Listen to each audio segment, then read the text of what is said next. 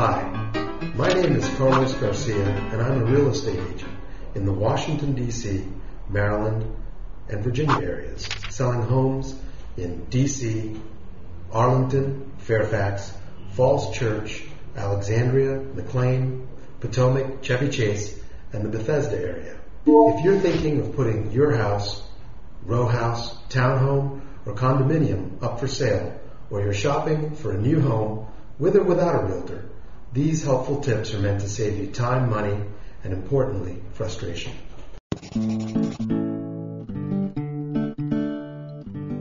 Well, there's no real quick answer. There are a number of ways to look at the market. Two things I often look at are volume and value. Volume is the number of transactions that are closing. Value is the average or median price in the area, in question. Volume leads to value.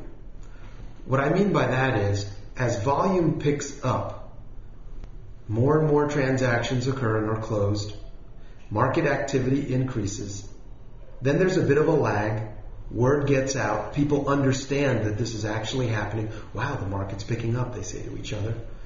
And sure enough, value then follows and value starts to pick up.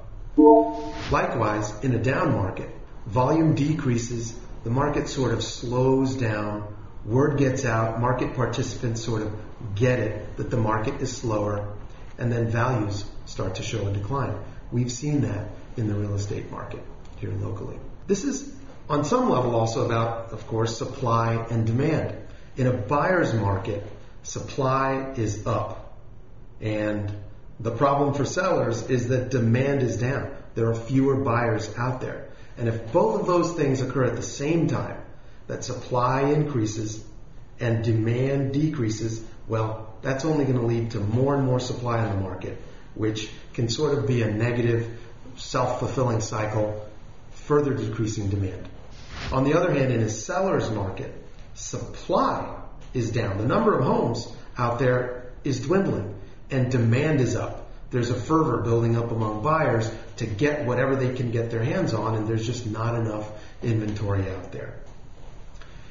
Another way to look at the market is to think about value and long-term trends. When you're making a purchase or considering selling a property and trying to figure out what it's worth, what you should ask for that property. The old adage, location, location, location, is spot on. It is very important, and often the thing that you're sort of overlooking, don't forget what's right under your nose, is the location question. Do I have a great location? What drives location? Well, one example would be finite space. In a city or a city center, they can build more condos, but can they build more single-family houses? Perhaps in a rural area, is there a moratorium on building? Perhaps by the water. Is there a moratorium on building by the water that makes the location more and more dear? Of course, there's always, in this day and age, with rising fuel costs and an interest in the environment, access to public transportation, another critical one. And of course, finally, there's that traditional concern of every suburban household, for sure, and many in the city more and more too these days, which is access to excellent public education. We hope you found these tips helpful for buying and selling real estate in Washington, D.C., Maryland, and Virginia. If you'd like to learn more and get an entire series of videos just like this one, just head over to our website at washingtondchomes.biz/free. Thanks, and we look forward to seeing you there.